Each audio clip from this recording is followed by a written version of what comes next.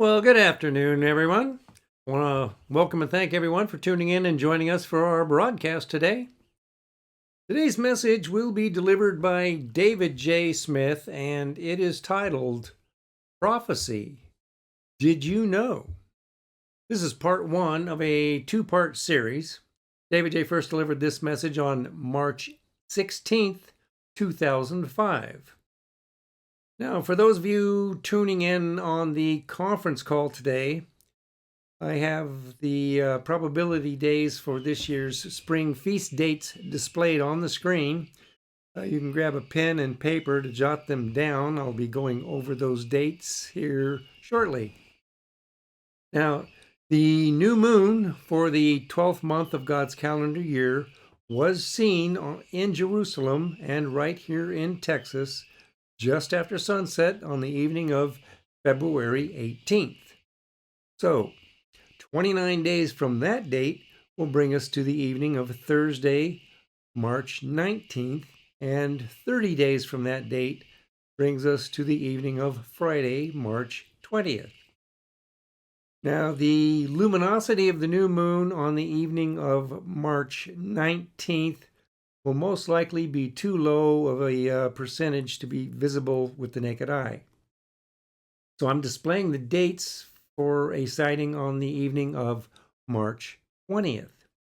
And remember, we're going by God's timeline, so we must look for the new moon that begins God's calendar year just after sunset on both evenings of Thursday, March 19th and Friday, March 20th to make sure, because God can make anything happen, and we don't want to get this wrong.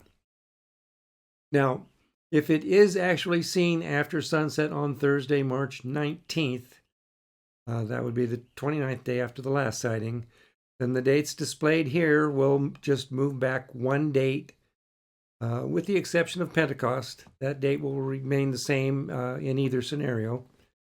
And keep in mind, since God's days are from sunset to sunset, all the dates for the days of unleavened bread and Pentecost listed on the display will, of course, begin at sunset the day prior to the one listed. And an important notice here, we must all have all leavening products removed from our homes, vehicles, and workplaces, and we are not to eat anything with leavening in it during the entire week of the Feast of Unleavened Bread. So for those listening in on the conference call on the telephone here, these are the probable dates.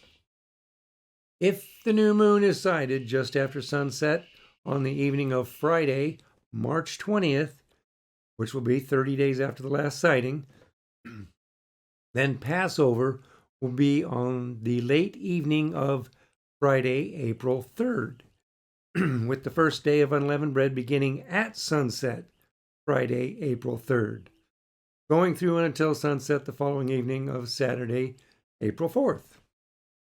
Now, the first day of unleavened bread is a high day, and we do no work on that day. There are 7 days of unleavened bread in succession, with the last day of unleavened bread beginning at sunset on the evening of Thursday, April 9th, going through until sunset on Friday, April 10th. The last day of unleavened bread is also a high day, and we do no work on that day. Now, we are to eat at least a small portion of unleavened bread each day of the Feast of Unleavened Bread, so we must eat some unleavened bread during each day throughout the week of the Feast of Unleavened Bread. The next high day will be Pentecost, which will begin at sunset on Saturday, May 23rd, and go through and until sunset, Sunday, May 24th. So let's recap. We must look for the new moon of God's calendar year just after sunset on the evening of Thursday, March 19th, although there is a much higher probability that it will be seen just after sunset on the evening of Friday, March 20th. If it is seen on March 20th, then Passover will begin in the late evening on Friday, April 3rd, followed immediately at sunset, starting the first day of unleavened bread. First day of unleavened bread is a high day, so we do no work from sunset Friday, April 3rd, until after sunset the following day, Saturday, April 4th, which shouldn't be a problem because Saturday is the weekly Sabbath and we do no work anyway.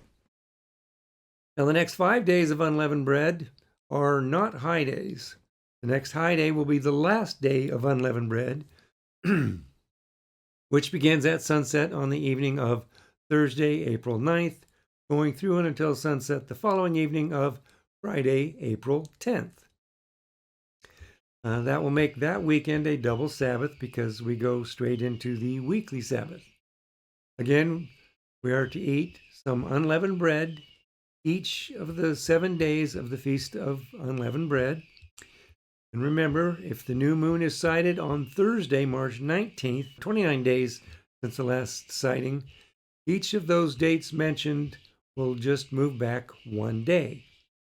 The next spring feast high day will be Pentecost, which will begin at sunset on the evening of Saturday, May 23rd, and go through and until sunset on the evening of Sunday, May 24th. Pentecost is a high day, and we do no work on that day. Pentecost will not change no matter which date the new moon is sighted this year. As always, Pentecost weekend is a double Sabbath. And with that said, grab something to sip on, some lunch, or your favorite snack. Find a comfortable place to relax and enjoy today's message. Did you know that the book of Revelation, chapter 13, the entirety of the chapter, tells about the end-time social system that is rising, and that this social system will literally create the mark of the beast? And there will be individuals all over the world that will be forced to take it while others will resist. And as a direct result, they will have tribulation brought upon them. Revelation 13 tells of this, and it will end with the coming of Jesus Christ to smash this system. Did you know also in Revelation chapter 13, verse 2, that it says that Satan, this great red dragon, will give rise to this end-time system? On May 1st, 1776, Adam Weishaupt created the Illuminati, an ultra-secret organization. As time went by, he died, and a man by the name of Giuseppe Mazzini took over the revolutionary part of the Illuminati, and Albert Pike, the spiritual part of the Illuminati, so that they could work for a world government. They hoped that it would be enforced by early into the 21st century by the age of Aquarius. Did you know that on August 15th, 1871, to give the final blueprint for the 20th and 21st century, this was to be their plan of world conquest? There was a letter that was written by them to each other that was on display in the British Museum Library in London, England until 1977, and it secretly disappeared.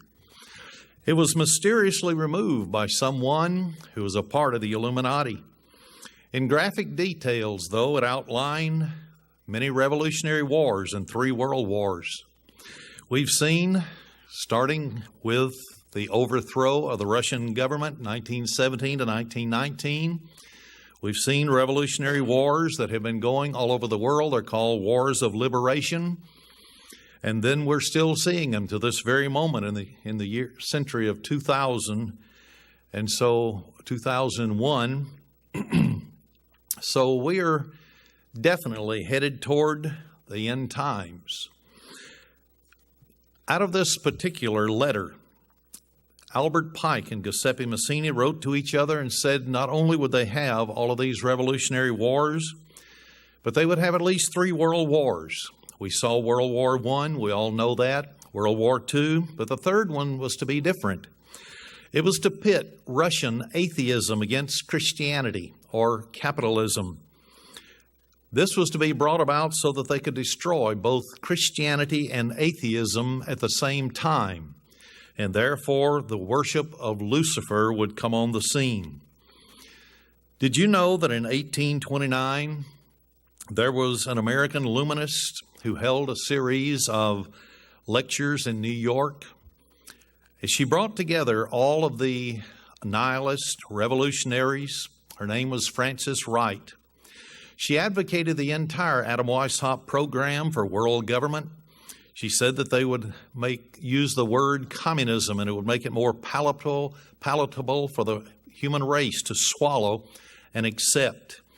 A part of the program was equal opportunity and equal rights, and we've seen that since the 1960s and 70s, right on into the 21st century in the United States of America. Then they also advocated atheism. We've seen that sweeping the globe. The emancipation of women and free love. This has all been a part of their program to destroy the Christian morals in the country. So this organization that was to become their destructive force was called communism. It was to foment wars and revolutions all over the world. Did you know that Colonel Edward Mandell House published a book? He happened to be the top advisor to President Woodrow Wilson of the United States. He published a book called Philip Drew Administrator. He called for socialism in America that was dreamed of by Karl Marx. He also guided passage into law the Federal Reserve Act and the Graduated Income Tax, both of which are two of the 10 planks of the Communist Manifesto. Did you know that in 1919, when the United States, after their defeat in World War I of the German and the Axis powers, the occupation there, they discovered the communist rules for revolution. They stated that they wanted to corrupt the young people in the Western world. They wanted to get them away from religion so that the country would crumble. History told them, and they are students of history, that any country that turns their back upon the true and the living God, it will crumble and go into chaos. They said that they wanted to get their minds onto sex. They wanted to make them superficial. Did you know that one of the programs also that they wanted to activate in the United States of America, Great Britain, and the Western world, and Europe, was that they would get people's mind off their government by focusing them on athletics, on sexy books, and then trivialities such as movie theaters, plays, and things of that nature. Keep their minds occupied so that they could infiltrate governments. Then they could bring about the destruction of every country in which they had infiltrated. They wanted to create hostile groups, one against the other, harping on controversial matters of no importance whatsoever, not when you logically thought them through. And that way you would dissect the population, create problems between races, between religions, and so on. They wanted to also destroy the people's natural faith in their leaders by holding them up to ridicule, by also showing all of their sins and disgrace them in the eyes of the public. They wanted to always preach what they termed democracy. But when they would seize power, they would be as ruthless as possible in gaining control of the country and the lives of the people.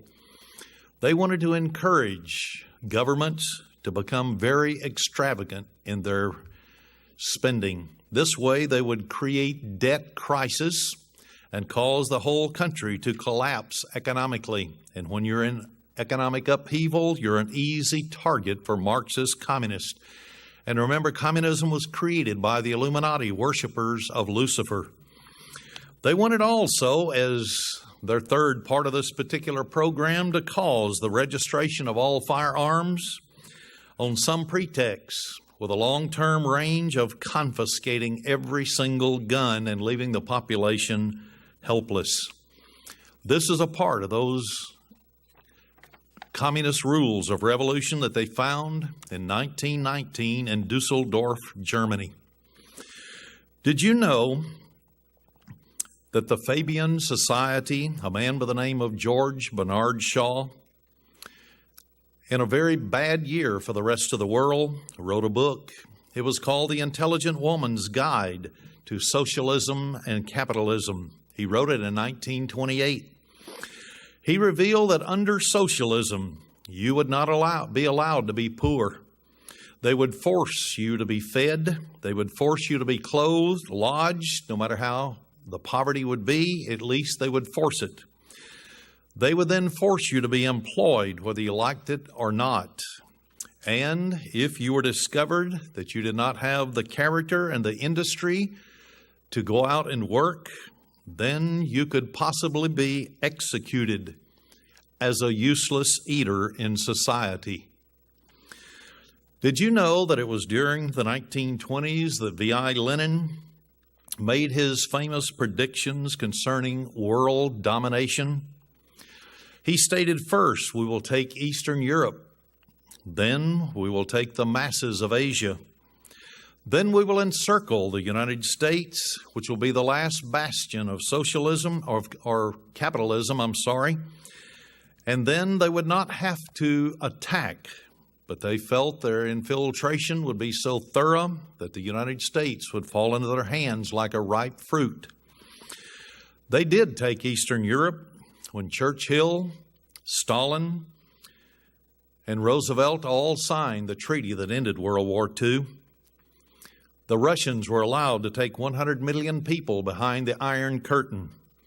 And then, later on in the 1950s, China fell, and behind the Bamboo Curtain was the largest populated nation on the face of the earth. Then the United States began to withdraw from Vietnam. And then the domino theory came about. They began to take all of Asia. Second stage complete. And then they said they would surround the United States. Cuba fell. Fidel Castro overthrew it. The most prosperous Latin American country in the Western Hemisphere, Cuba fell. Then Nicaragua, San Salvador, and today we have every country in South and Central America, with the exception of one or two, are now socialist. Mexico has been socialist for many years. Communists march down the streets openly, and they advocate the overthrow of the United States. Did you know that Dmitry Manulovsky, who was a professor at the Lenin School of Political Warfare in Moscow, that in the 1930s he announced a plan through which America would be taken in the latter stages of their conquest for world government.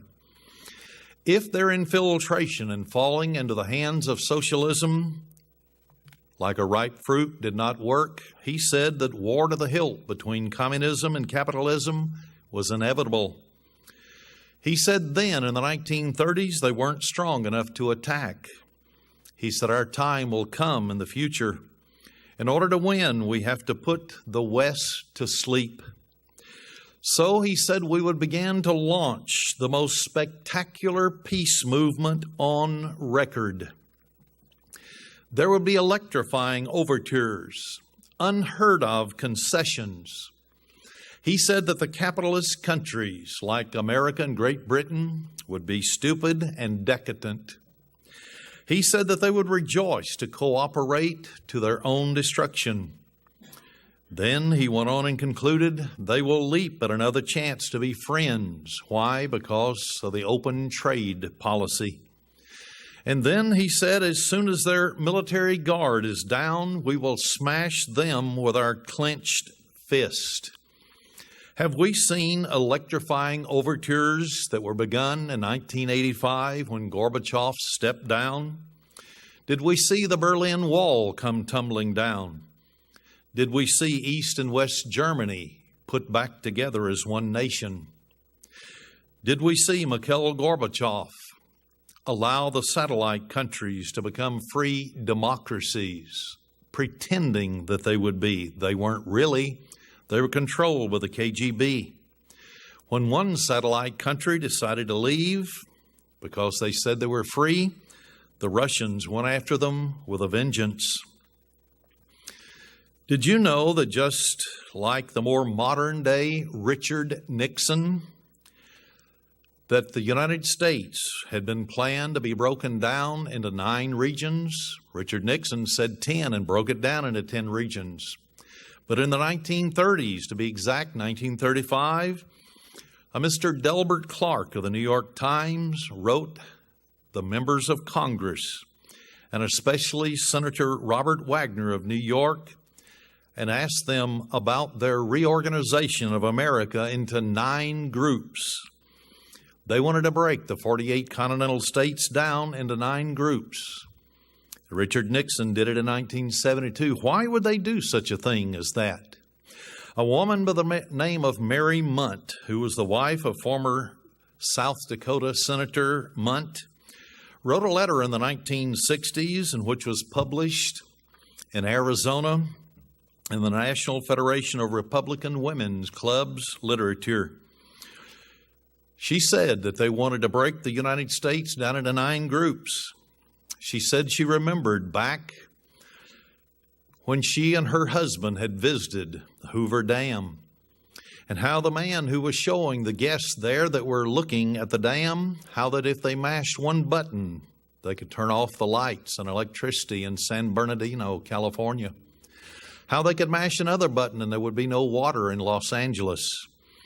Then she said, my mind went back to a dimly lit room way back in the 1934 in Denver, Colorado. Her husband and she had infiltrated a communist party at the University of Colorado, and the professor who was the communist was presenting their plan for seizing control of the government of the United States. Several times during this particular meeting, the phrase came up that an invasion of the United States may not be necessary to overthrow it. If they played their cards right, it could be taken from within. And then he pulled out a map and showed how they had broken down the United States with no borders. But it was 9 TVA, Tennessee Valley Authority, electrical plants and dams, just like the Hoover Dam. And the professor said that we can never take the United States if they have 48 strong state governments. But if we get the states to depend upon more and more the centralized federal government in Washington, D.C. for their very existence, all we have to do is take Washington. Then the United States could be plunged into darkness and disaster with our fingers on the buttons. This was all planned back in the 1930s. Did you know that on July 9th, 1947, that President Richard Nixon, he was only the representative at that time, but later to become president, introduced House Concurrent Resolution number 68. He asked that the Congress of the United States and the President should immediately take the initiative in calling a general conference of the United Nations and make the United Nations a world power and enforce world law. This was our president in 1968 until he resigned. Did you know that many resolutions were introduced into Congress after World War II calling for world government?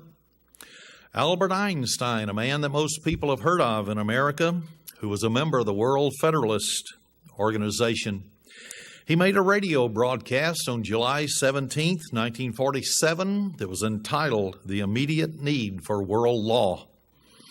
In that particular broadcast, he said, and I quote, that the resolutions aim at a fundamental alteration of the United Nations Charter with a view to an eventual transformation of the United Nations into a world government, end of quote. So is there a Luciferian drive for world government that has been going for a long time? Yes, there is. Did you know that Philip Jessup, who was a member of the Marxist Council on Foreign Relations and also a World Court Justice and a communist, wrote a book entitled The International Problem of Governing Mankind? Here's what he stated, quote, I agree that national sovereignty is the root of evil. The question of procedure remains. Can the root be pulled up by digging around it and cutting it rootless one by one? End of quote. Jessup was a member of the Institute of Pacific Relations, which was cited as following, quote, "The Institute of Pacific Relations was a vehicle used by the communists to orientate American Far Eastern policy toward communist objectives," end of quote. And that was found in the Senate Report 2050, 82nd Congress, 2nd Session, page 225. Did you know that in 1948, Sir Julian Huxley, the very first Director General of the United Nations Educational, Scientific, and Cultural Organization, published the following piece of literature, UNESCO, The Purpose and Its Philosophy.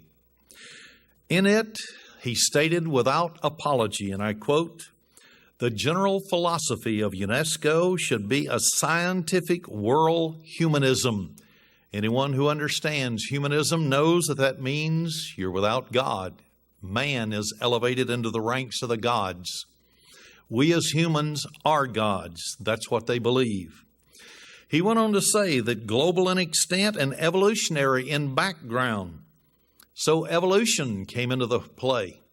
He said in its educational program, it can stress the ultimate need for world political unity and familiarize all people with the implication of the transfer of full sovereignty from separate nations to a world organization. This is what we have been up against for all of these years in the Christian community. We have not understood behind the scenes what was happening in transforming our country into a globalist state. And we hear the word globalism all the time today. Did you know that UNESCO, United Nations Educational, Scientific, and Cultural Organization, continued to publish literature to subvert the United States? In a series of booklets with a title Toward World Understanding, it states, quote, "The kindergarten has a significant part to play in a child's education. Not only can not only correct many of the errors of home training, it can prepare the child for membership in the world society. The success of the teacher is bringing up his pupils to be good citizens of the world. As long as the child breathes the poisoned air of nationalism, education in world-mindedness can produce little results." End of quote. So the drive for world government is on. It's been ongoing. Did you know that a socialist super work in propaganda was written by a man by the name of George Orwell? This super work was entitled 1984. This book became required reading in colleges all across America up until at least the year 1959. The book 1984 had the theme of Big Brother and such concepts as newspeak or double speak. Did you know that on July 26, 1949, 18 United States senators sponsored resolution number 56 that called for the United Nations to be restructured as a world federation? These were senators in the United States that are to represent we the people. Did you know that in 1950, on April 24th, a California district court ruled that the United Nations Charter had become, quote, "the supreme law of the land, and the judges in every state shall be bound thereby. And anything in the Constitution or laws of any state in the contrary notwithstanding," end of quote. This decision was overturned by the California Supreme Court on April 17, 1952, and only for one reason: Because the United Nations Charter was not self-executing, therefore, in legal terms, the United Nations could not go into existence as the supreme law of the land. But they're changing that. Did you know that in 1951, the phrase rock and roll was created by disc jockey Alan Freed?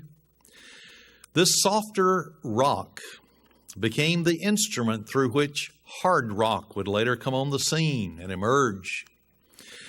Jefferson Airplane's leading musician by the name of Paul Cantor admitted the following, I quote, "The new rock music is intended to broaden the generation gap, alienate parents from their children, and prepare young people for revolution." End of quote. Lead singer of another group called Mothers of Invention, Frank Zappa, said, and I quote, "The loud sounds and the bright lights of today are tremendous indoctrination tools." End of quote. Did you know that in 1952, a man by the name of Aldous Huxley had a book written? It was entitled The Devils of Loudon. Inside the covers, it said, and I quote, "If espoused long enough to the tom-toms and the singing, every one of our philosophers would end up by capering and howling with savages. Assemble a mob of men and women, treat them to amplified band music, bright lights, and in next to no time you can reduce them to a state of almost mindless subhumanity. Never before have so few been in a position to make fools, maniacs, or criminals out of so many." End of quote. Did you know that on April 12th, 1952, John Foster Dulles, who was a member of the Marxist Council on Foreign Relations and later became the Secretary of State, began to perpetuate a giant lie? As Hitler said, if you tell a lie big enough and long enough, everybody will believe it. Because the United States courts had rejected the United Nations Charter as the supreme law of the land, therefore he began to spread the following. He spoke before the American Bar Association in Louisville, Kentucky. This was 1952. I quote his statements. "Treaty law can override the Constitution when in reality it cannot. Treaties can take powers away from Congress and give them to the President. They can take powers from the Senate and the states and give them to the federal government or to some international body. And they can cut across the rights given to the people by their constitutional Bill of Rights." End of quote. Now do we understand why they have gotten away with so many things in destroying our Constitution and Bill of Rights? Because they say treaties override them, and the treaties with the United Nations eliminates our Constitution and Bill of Rights. Did you know that in the same year of 1952, the World Association of Parliamentarians for World Government drew up a map designed to illustrate how foreign troops would occupy and police every nation in the world, and the United States and Canada were divided into 6 regions? Their plan was that Russians would occupy Texas and south of the Mason-Dixon line, while Communist China would occupy the western part of the United States of America. That is still in the books of the United Nations organization. Did you know that July 30th, 1953, there was a report of the Jenner Committee that is probably the most comprehensive of all the congressional investigations undertaken by the Internal Senate or Security Subcommittee of the United States, the Senate Division. Here are the conclusions that they came to in that report. Number one, remember, international communism was created by the Illuminati, the ultra-billionaires and the rich of the world that worship Lucifer. Here's what they concluded. The Soviet International Organization has carried on a successful and important penetration into the United States government, and this penetration has not been fully exposed. Number two, this penetration has extended from the lower ranks to the top level policy and operating positions in our government. Top level. Number three, the agents of this penetration have operated in accordance with distinct designs fashioned by their Soviet superiors. Number four, members of this conspiracy, their word, not mine, helped to get each other into government, have helped each other to rise in government, and protected each other from exposure. Number five, in general, the communists who infiltrated our government work behind the scenes, guiding research, preparing memoranda on which basic American policies are set, writing speeches for cabinet officers, influencing congressional investigations, drafting laws, manipulating administrative reorganization, always serving the interest of their Soviet superiors. And the sixth point they made, policies and programs laid down by the members of the Soviet conspiracy are still in effect within our government and continue to be a continuing hazard to our national security. Did you know that Senator Jenner, who led the Jenner Committee, proceeded to say, quote, "Today the path toward total dictatorship in the United States can be laid strictly by legal means. We have a well-organized political action group in this country determined to destroy our Constitution and establish a one-party state.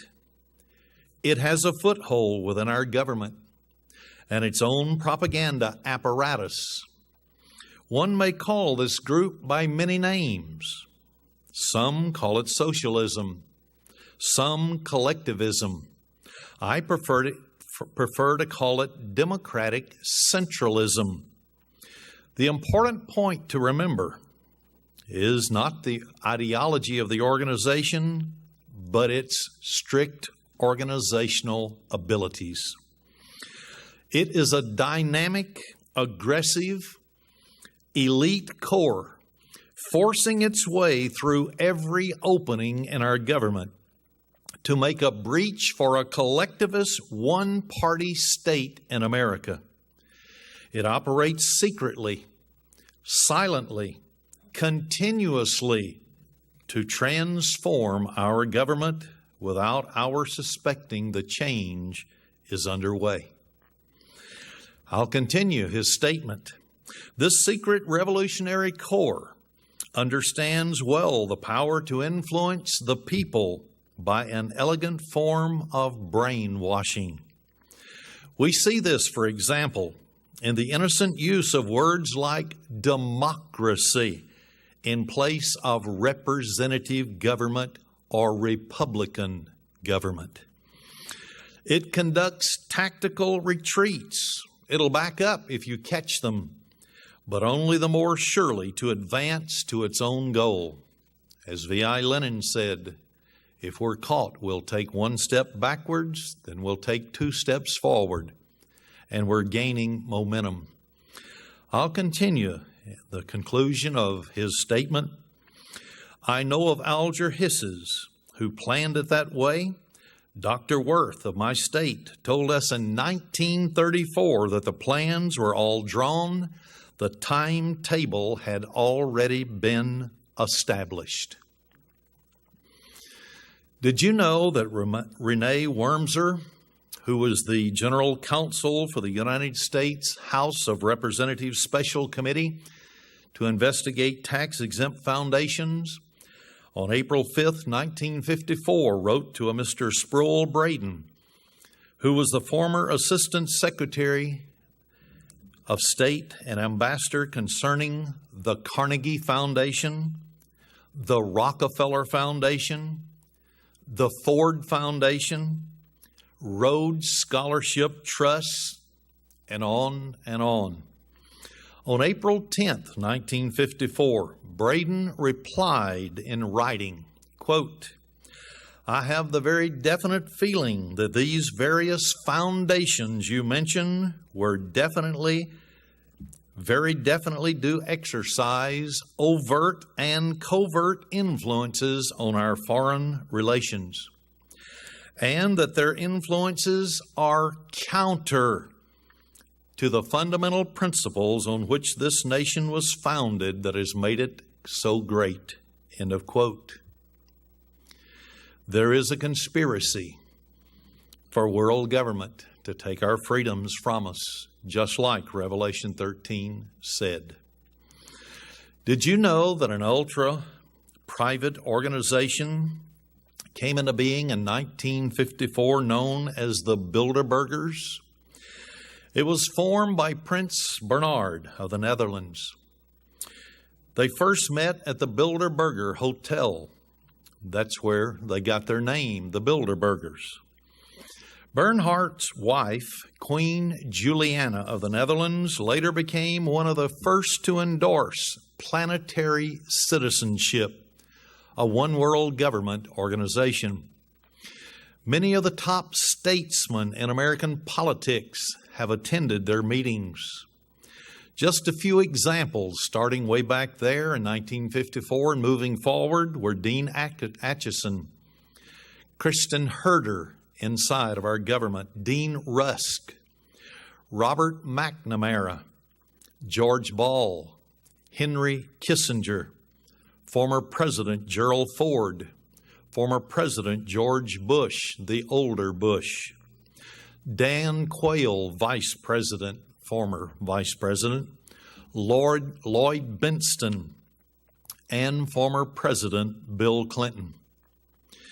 Yes, the corporate giant CEOs attend these meetings, along with David Rockefeller, who happens to be at one time the head of the Council on Foreign Relations, the Trilateral Commission, head of the Board of Directors of the Chase Manhattan International Bank.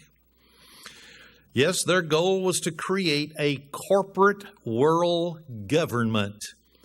This would set the stage for the mark of the beast. Did you know that in 1957, a woman by the name of Alice Bailey, who died before her book was published, and the book was entitled The Externalization of the Hierarchy. It revealed through her master of wisdom, which we know is a demon, known as DK, crucial parts of the New Age movement that is overtaking the world today. The Bible reveals these invisible beings to be demons that are in rebellion to their Creator God. Alice Bailey wrote, and I quote, "The new world order must be built." She went on to say, in summary, that there would be three logical ways in which it would be built. Number one, through the church. Then through Freemasonry. Then through the educational field. And these great ones, or masters of wisdom, are the ones, she said, that would be found and operating behind each of the movements to bring about their new world order. Then on down in her book, she made the statement that the work could go forward under the all-seeing eye, The all-seeing eye is at the top of the pyramid on the back of the $1 bill. And underneath it, it says Novus Ordo Seclorum, or the new secular order of the world. Did you know that socialism had become a scare word by the year of 1905? For the years between 1905 and 1955, the League for Industrial Democracy, which is a socialist group at that time, changed its name later. But they claimed as some of its members and advisors, cooperators with them, or recipients of awards, such notable names as Ralph Bunche, who happened to be on the World Court of the United Nations, then George S. Counts, Clarence Darrow of the Educational Departments, Eugene Debs, John Dewey, once again, of Education, and started the educational movement for socialism of all students in the schools.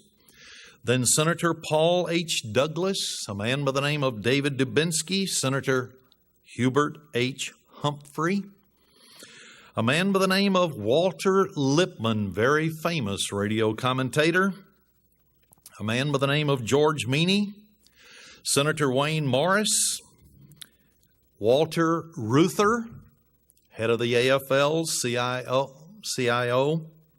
labor unions, and then another member was Eleanor Roosevelt, wife of President Franklin Delano Roosevelt. William Shirer was another, and on, hundreds would be listed. But it should be noted that in every single one of these cases, these people occupied key positions in the fields of government, education, religion, law, labor, communications, and international diplomacy between the year of 1905 and 1955. Every one of these were renowned names in American history. Did you know that J. Edgar Hoover, then director of the Federal Bureau of Investigation, delivered a speech to the National Convention of the American Legion, this was in 1957, in which he warned, quote, "To dismiss lightly the existence of the subversive threat to the United States is deliberately committing national suicide. In some quarters, we're doing exactly that. Oh, our government officials know, but it's covered up by those in high places in the Senate, House, and even in the presidential halls."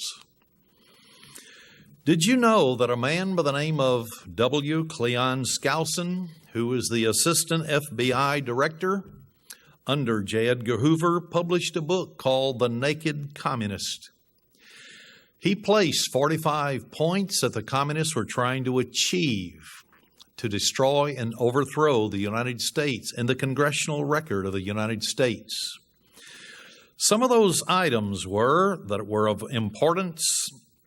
They wanted to provide foreign aid to all nations. Thus, it would drain the wealth of the United States of America and cause our money to go to overseas nations. This would weaken our economy. And when those nations wanted to redeem their money, it would cause a great deal of difficulty for the citizens of America. They wanted to grant recognition of Red China into the United Nations, and they wanted to oust nationalist China, our staunch ally at that time. Richard Nixon had the red carpet rolled out for him in communist China, and shortly afterward, nationalist China left the United Nations and China came into it.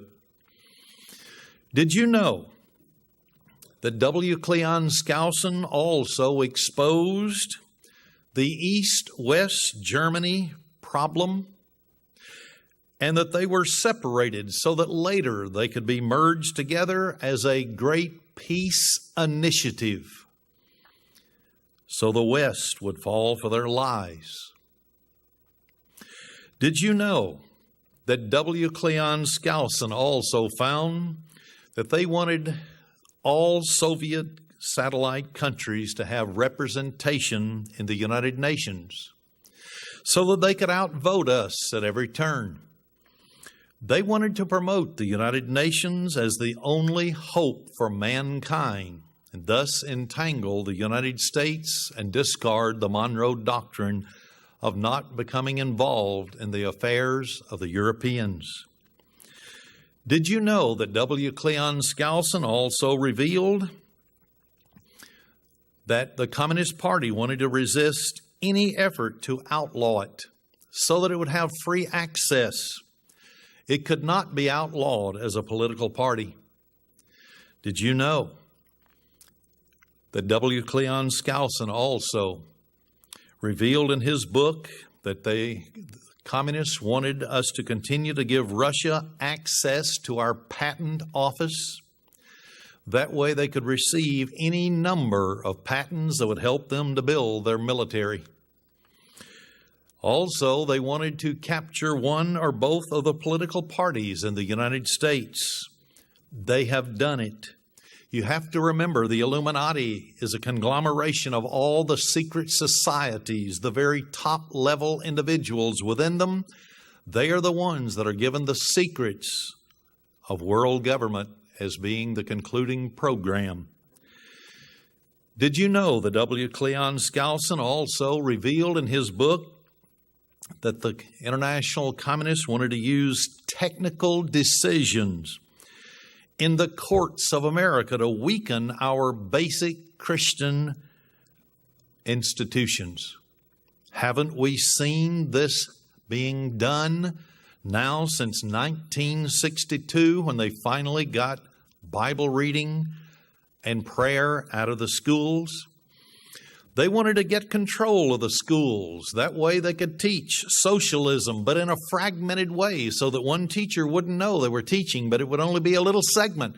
And then another class would teach another little segment, so that nobody would know exactly how they were doing it.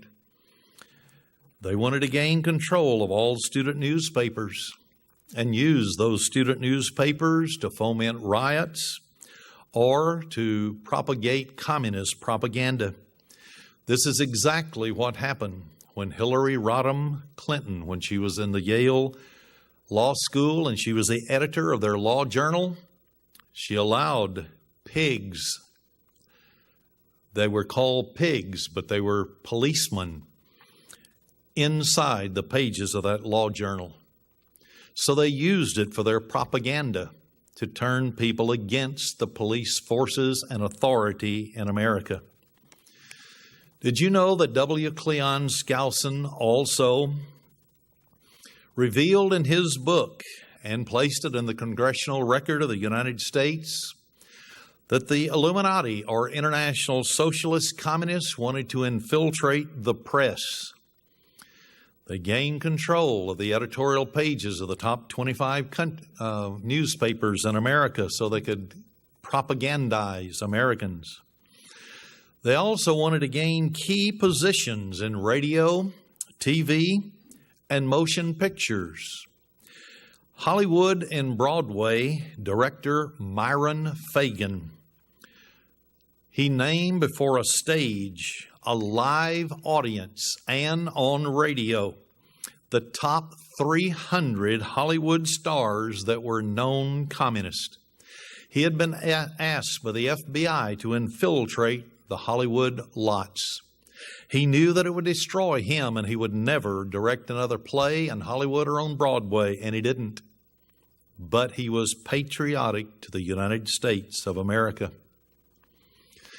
Did you know that those who are working to destroy us, known as socialism, communism, and under many other names, but it's all directed by the Illuminati, worshipers of Lucifer, wanted to continue, whether it's in school, on national television, to discredit the American culture, make Christianity look absurd.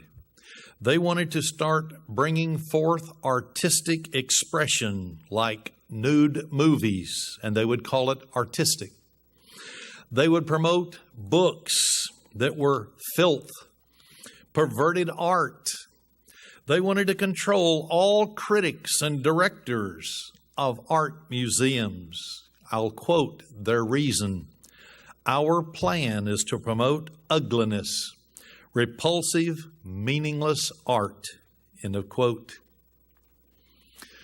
Did you know that W. Cleon Skousen also published in his book other purposes for destroying America, one of which was to eliminate all laws governing obscenity by calling them censorship and a violation of free speech and free press? Have we seen this on the news constantly, trying to defend all types of sin and vulgarity on television? Yes, we have. They wanted to break down the cultural or Christian standard of morality by promoting pornography in books, in magazines, motion pictures, radio, and television. They wanted to present homosexuality and degeneracy and promiscuity, free love, as normal, natural, and healthy. Has America seen this vomited out upon them? Yes, they have. It's everywhere in America, and it succeeded in breaking down the moral culture of America. The Christian values have been eliminated except in the few here and there. Did you know that W. Cleon Skousen also placed in the Congressional Record of the United States that the Illuminati, or socialism, communism, wanted to infiltrate the churches? They wanted to replace revealed religion in the Bible with social religion. Therefore, it would preempt any spirituality whatsoever from the churches. It would make them a social club. They wanted to discredit the Bible, it's called higher criticism, and emphasize the need for intellectual maturity and not use religion as a crutch to lean upon. Then came the World and National Council of Churches, which are front organizations for a one-world religion. When both atheism and Christianity is destroyed, they will bring forth into the public view the worship of Lucifer. And these organizations are preparing the way. Did you know that W. Cleon Skousen also placed within the Congressional Record that those who are bent upon destroying the United States for this all-powerful Luciferian one-world government, they wanted to eliminate prayer or any phase of religious expression in the schools. Have we seen it done? By using the courts. Lawsuits against schools if they have prayers before basketball games or football games, or by the valedictorian at graduation. They wanted to discredit the American Constitution by calling it inadequate, out of step, obsolete. They wanted to discredit our founding fathers, present them as selfish aristocrats, and not care for the common person, when in reality they gave everything they had to guarantee the freedom of this nation. Did you know that those who are working for world government and destruction of the United States Constitution and Bill of Rights said that they would belittle all forms of American culture and discourage the teaching of American history? So enter social studies. Exit American history, so that the American people don't even know our background, where we came from. They wanted to support all movements to give centralized control over any part of our culture, whether it's education, social agencies like child welfare, welfare programs, mental health clinics, and on and on. They also wanted to eliminate all laws or procedures that would interfere with the operation of the communist apparatus internally in America. These have been practically achieved. Did you know that W. Cleon Skousen, assistant to J. Edgar Hoover of the FBI, placed in the congressional record? Part of the plan was to eliminate the House Committee on Un-American Activities to stop the investigations that sent Alger Hiss to prison. They've done it. They wanted to infiltrate and gain control of more labor unions. And now the head of the labor unions have called for a global labor union. America cannot stand still and be isolated anymore, he says. They must go global or get left behind. It sounds to me like they got the right person for this program of international socialism. He said they wanted to infiltrate and gain control of business. This is big business. So they could create monopolies in the marketplace with them in control. And when they created enough monopolies and they owned most of the large corporations the world over, then they could cause an economic collapse, just like it says in the book of Revelation, one of the horses. Be careful, don't spend all your money in one place, a penny here and a penny there for some oil, for some wheat or wine. Did you know that W. Cleon Skousen also placed in the congressional record of the United States that those who have infiltrated and trying to destroy our country and emerge it into a one-world government wanted to transfer some of the powers of arrest from the police and turn them over to social agencies? They've accomplished it. They wanted to begin to treat all behavior problems, in other words, a boy being a boy, restless, playful, but they wanted to call it a psychiatric disorder. Enter their drugs that they give them that cause them, when they begin to withdraw from them, want to murder or commit suicide as some of the side effects. Did you know that those who are working for world government wanted to dominate the psychiatric profession and use mental health laws as a means of gaining coercive control over those that may go into government and oppose the communist apparatus?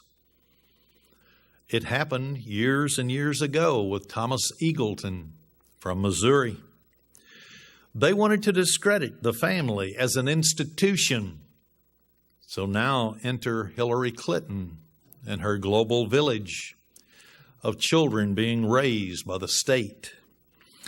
They wanted to encourage promiscuity and easy divorce. Easy.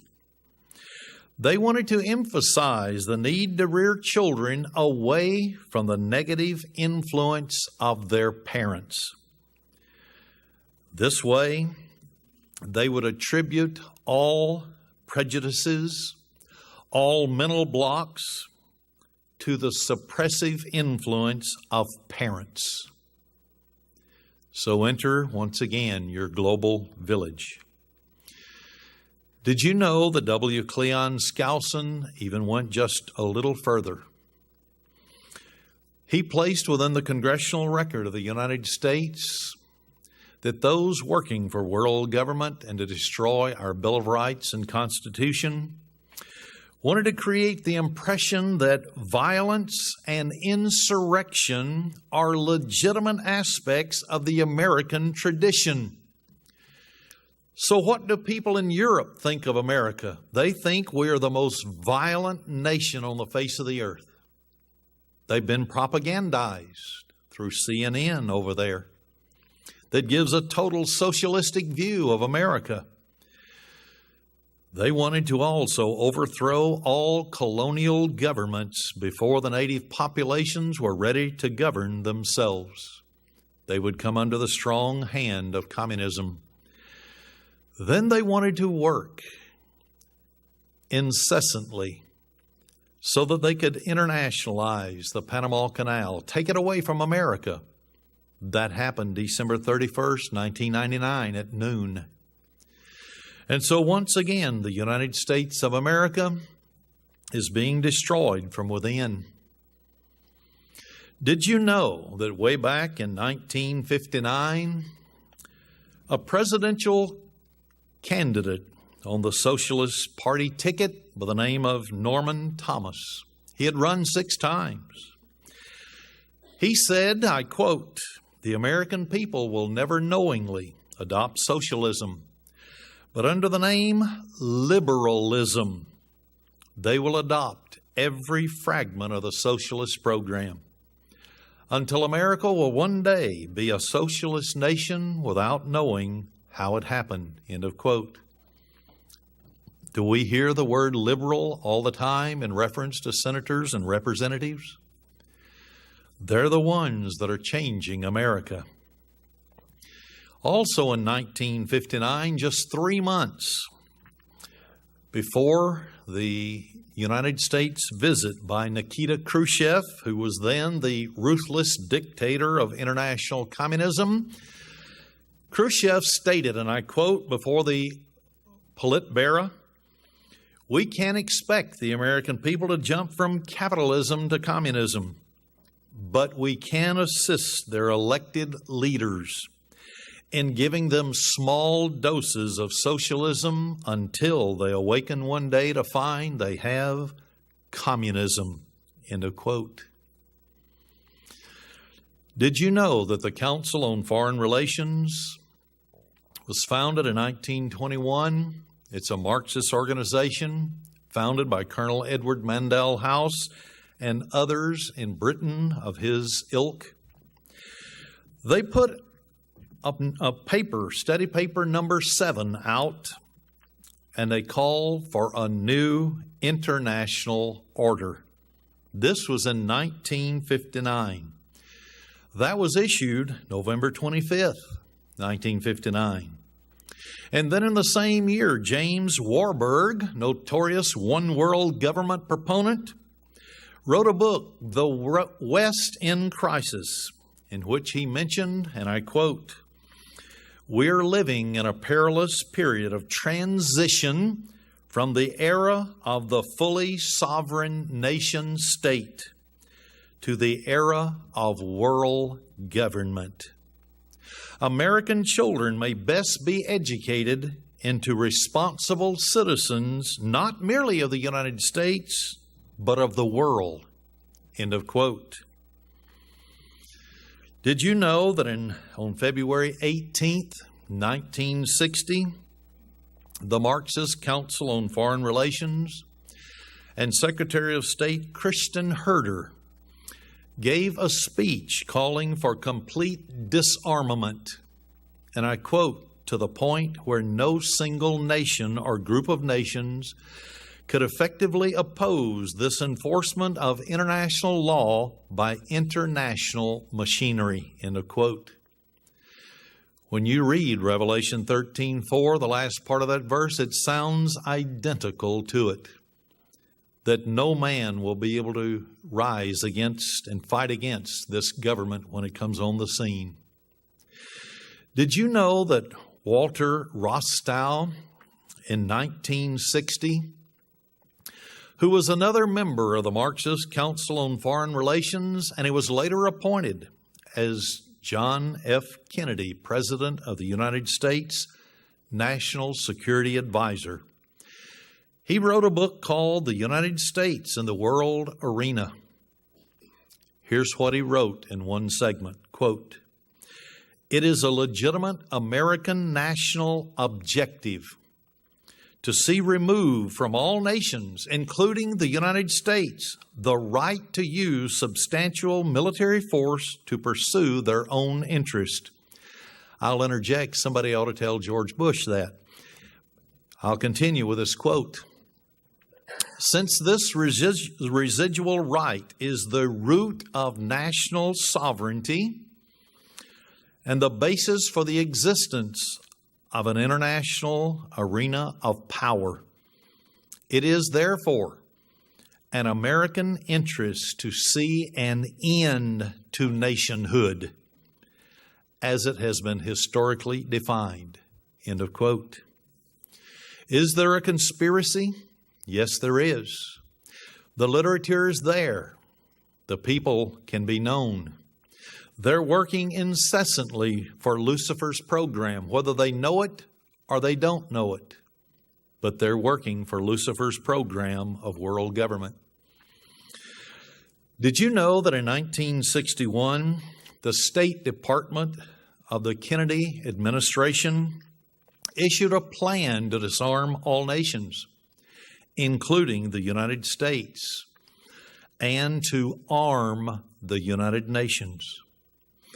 It was issued as State Department publication number 7277, and it carried the title, The United States Program for General and Complete Disarmament in a Peaceful World. It details a 3-stage plan to disarm the world and build up the United Nations in equal as the other nations shrink in their power militarily, the United Nations would increase proportionally until no nation on earth or combination of nations would be able to stand up against this all-powerful entity. Once again, it sounds just like Revelation chapter 13, verse 4, that no one will be able to make war with the beast when he comes into full fruition as a world power. Did you know that in 1961, the United States stood by and watched the Congo in Africa be overrun by communist United Nations troops because of their agreement on July 14th, 1961, to a United Nations resolution?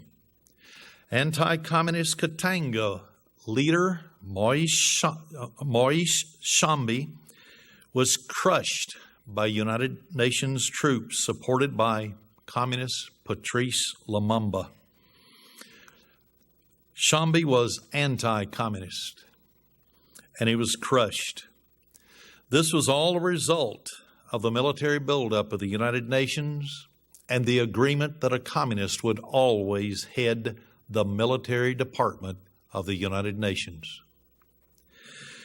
Did you know that the Council on Foreign Relations, Marxist organization, a member by the name of Lincoln Brumfeld in 1962 made the following statement, quote, "If the communist dynamic, the threat to sovereignty of the United States, was greatly abated, in other words, if communism was not a threat to us, the West might lose whatever incentive it has for world government.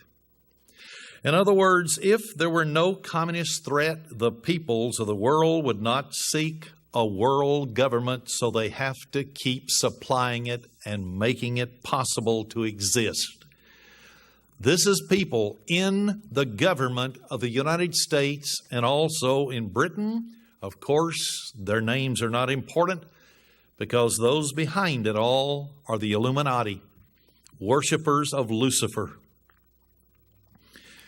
Did you know that in 1963, former Council on Foreign Relations Marxist organization member and President of the United States, John F. Kennedy, on September 30th, 1963, spoke at a meeting of the International Monetary Fund. I will summarize what he said and then quote the closing statements. He said that for over 20 years, the United States was the one that controlled world economy. We had 60% and excess of that of the world's gold. And now the world's monetary reserves were to be redistributed. What is the redistribution of the wealth? A Marxist communist program. He said that this has already come about and that the United States in his administration was now down to approximately 40% of the world's gold supply. Since then, it's gone down to nothing. But here is the important statement by John F. Kennedy, former President of the United States. It did not come about by chance, but by conscious and deliberate and responsible planning. We're now entering upon a new era of economic and financial interdependence. Our gold reserves are now 40% of the world's holdings. End of quote. Has the presidency of the United States been used to create world government and the destruction of our nation? Did you know that in 1964, William Fulbright from Arkansas, who was a Rhodes Scholar, which is a subversive organization according to the Senate Subcommittee on Un-American Activities, he was a senator. While chairman of the Senate Foreign Relations Committee, Fulbright wrote the book Old Myths and New Realities. He stated the following, quote, "Indeed, the concept of national sovereignty has become in our time a principle of international anarchy. The sovereign nation can no longer serve as the ultimate unit of personal loyalty and responsibility." End of quote. He said our nation must go, basically, because we are creating anarchy by being an independent national sovereign nation. So there is a program for world government. It's happening, and it's been happening for a long, long time. They have gained momentum, and the momentum is with them at this point in time. Did you know that way back in 1967, before Richard Nixon even became President of the United States, he was calling for a new world order? While at the same time, Robert Kennedy was calling for a new world society. Same thing, different spelling. These were prominent government officials. Did you know that a man by the name of Richard Gardner, who was a high-ranking member of the Marxist Council on Foreign Relations, he was also former U.S. Deputy Assistant Secretary of State, called for an end run around national sovereignty by using such things as, and he used this in his article in Foreign Affairs entitled "The Hard Road to World Order." He said that they had to dismantle the United States Constitution, the Bill of Rights, and build a house of world order.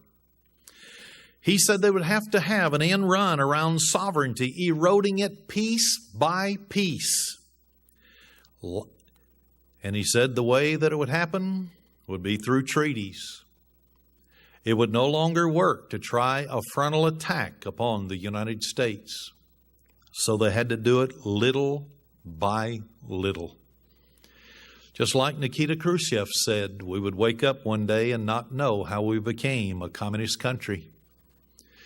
Just like the man, Norman Thomas, who ran 6 times on the Socialist Party for the presidency.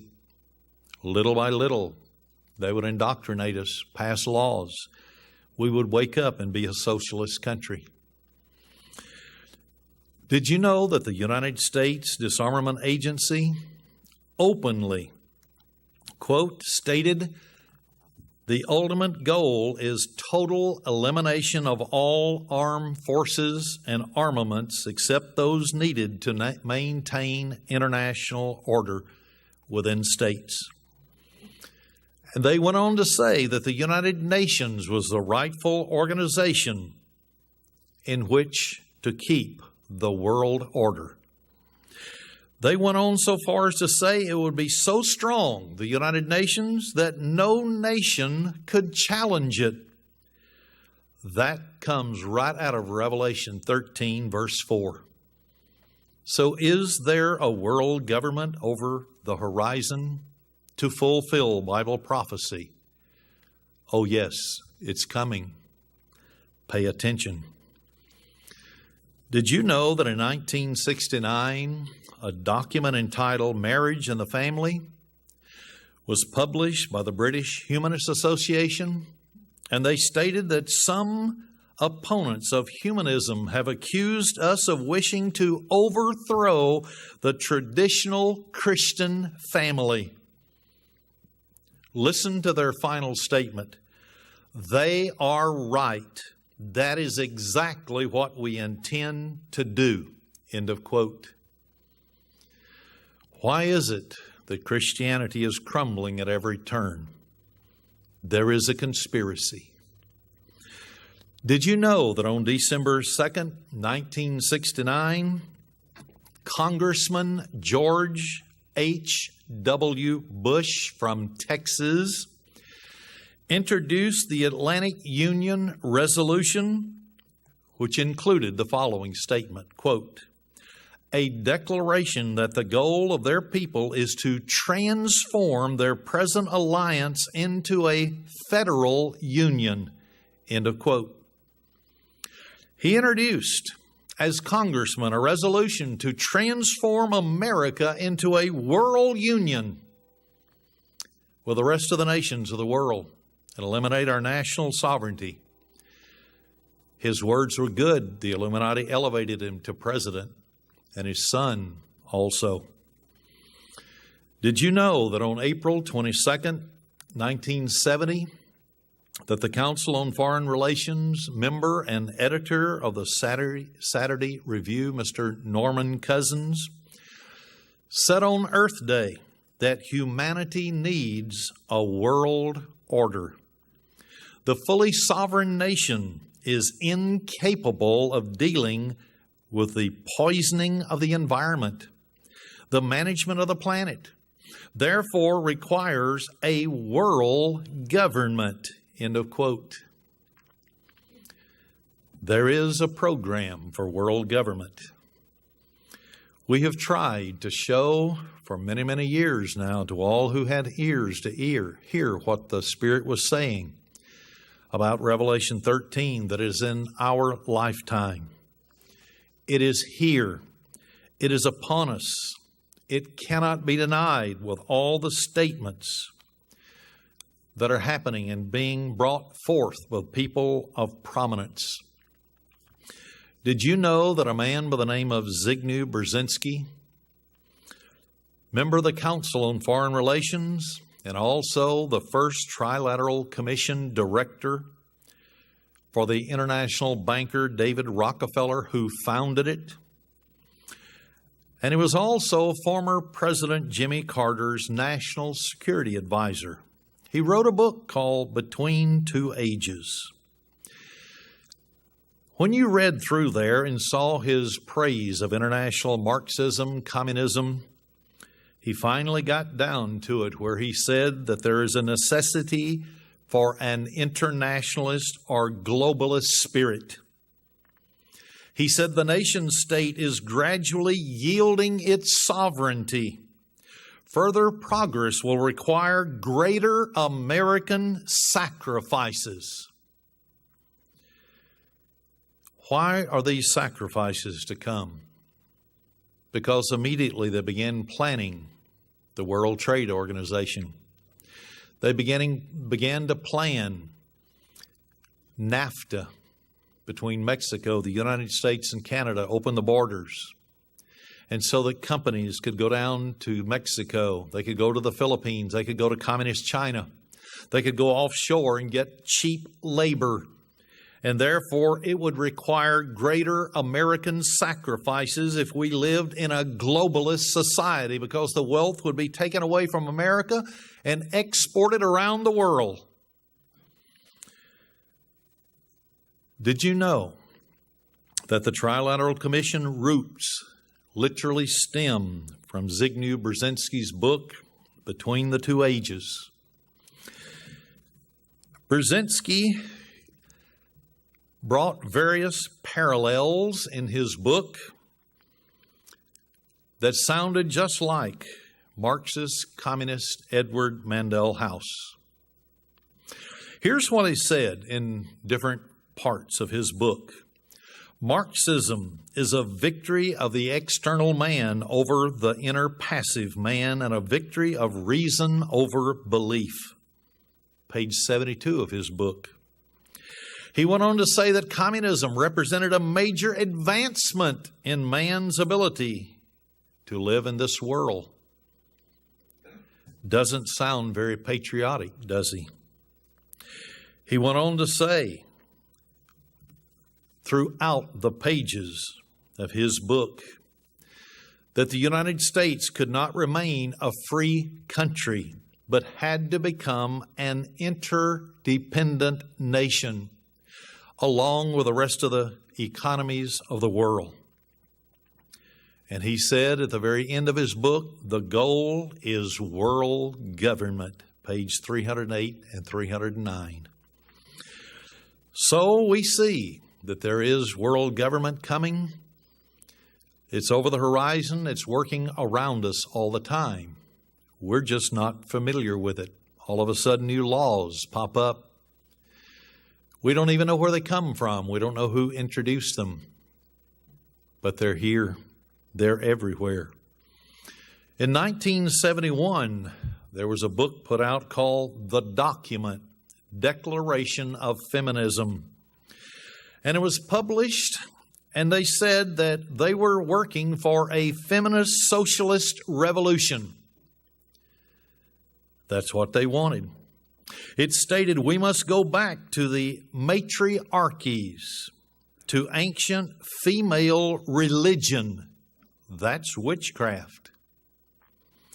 They said in order to break the tyranny of class oppression, it's necessary to establish a socialist order. They said in the final hours of capitalism, we will dance on the grave of corporate America.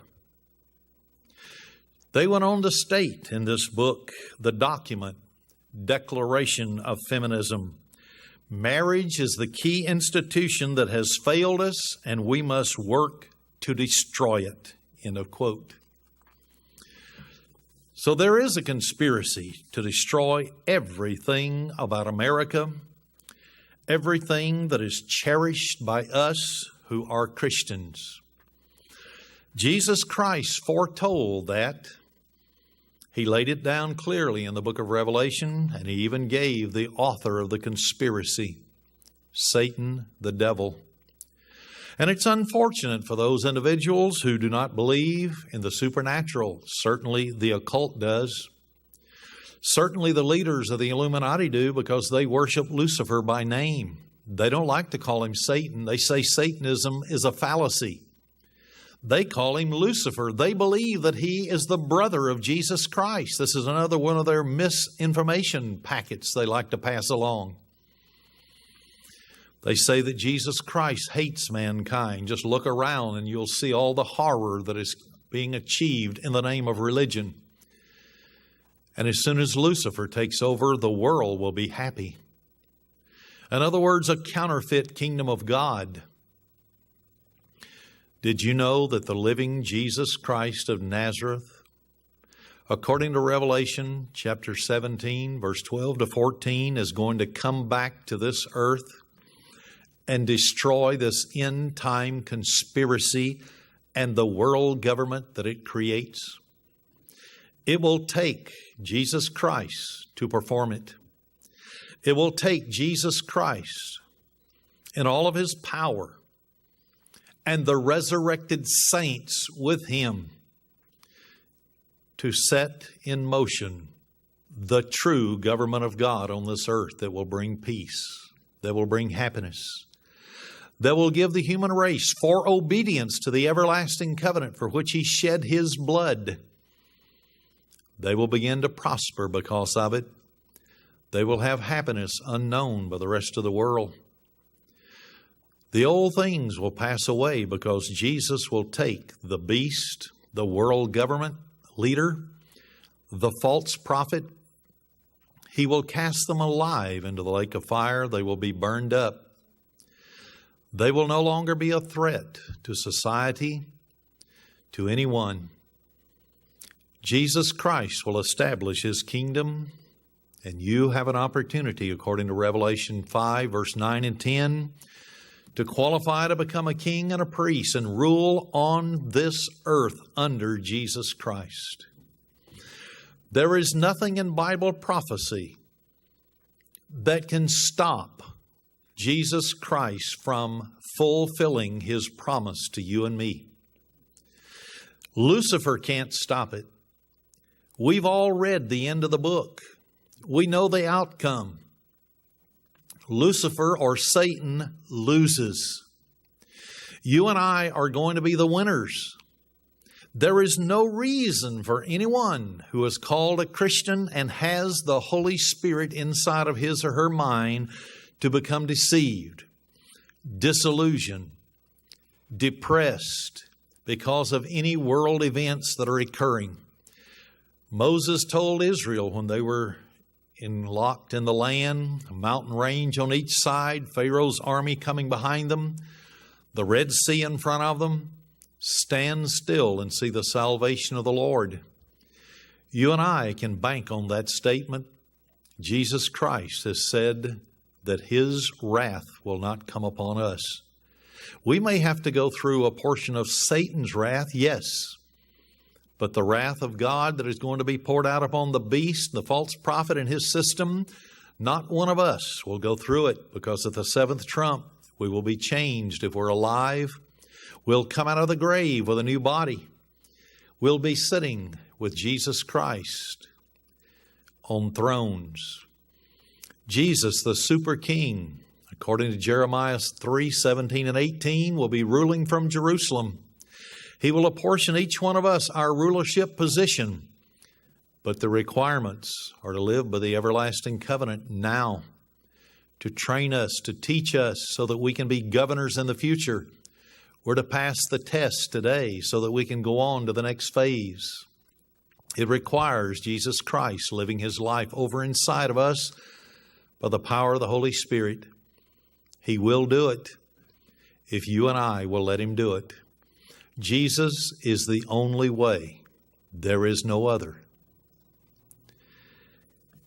Eternal Heavenly Father, we ask that you will dismiss us this evening in your love and your mercy and your kindness. And I just ask you to bless every person that had the opportunity to come here, to be refreshed in their minds about what is happening all around them silently, and yet inexorably the move toward world government continues. Lucifer, or Satan, and his angels are working day and night. Father, help us to conclude in our mind that Jesus Christ is the way, the truth, and the life. There is no other way for salvation except through Him. We ask that you will be with us as we leave here. Give us joy and happiness and contentment so that we can face all these things that are coming and know that Jesus Christ, our Lord and Savior, will be with us at every minute of the day. So we thank you, Father, for all things. We ask a blessing upon each person that came. We also ask you to bless every person on the face of the earth that has your Holy Spirit, no matter what nation they reside. They're your children. They will soon bear your resemblance with a full-fledged Spirit-composed body. Dismiss us now. Send your angels with us as protecting angels for the rest of the week. Let them be the ministering spirits they were designed to be, to bring us forward one step closer to salvation. So be with us now, and we love you, Father, because you first loved us. In Jesus' name, amen.